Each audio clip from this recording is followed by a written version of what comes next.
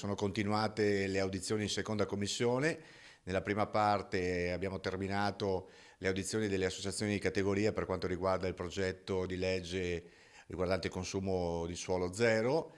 e poi sono proseguite con ulteriori audizioni per quanto riguarda invece il progetto legato all'impatto ambientale, alla modifica della legge sulla via e quindi a quella semplificazione che tanti veneti si aspettano.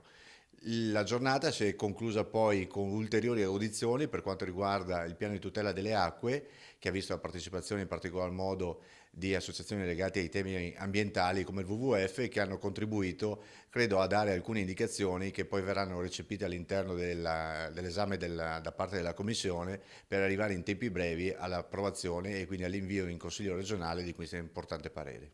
Questa iniziativa è molto importante da parte della Regione, specialmente fatta in inizio di legislatura, perché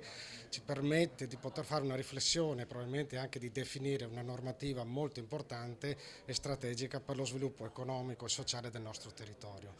Si sta andando avanti nella direzione giusta, ci sono 3 progetti di legge che sono complementari, sicuramente con tante modifiche da apportare, ma con una finalità e con alcuni strumenti chiari e molto importanti che condividiamo. La distribuzione moderna organizzata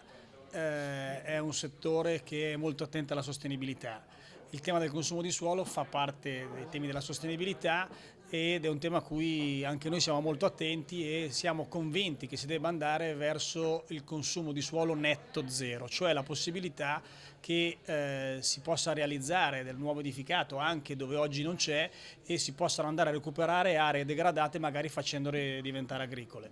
Le proposte di legge che sono sul tavolo sono proposte su cui si può partire per fare un ragionamento serio. Riteniamo ci debba essere grande attenzione all'incentivazione all'utilizzo delle aree dismesse.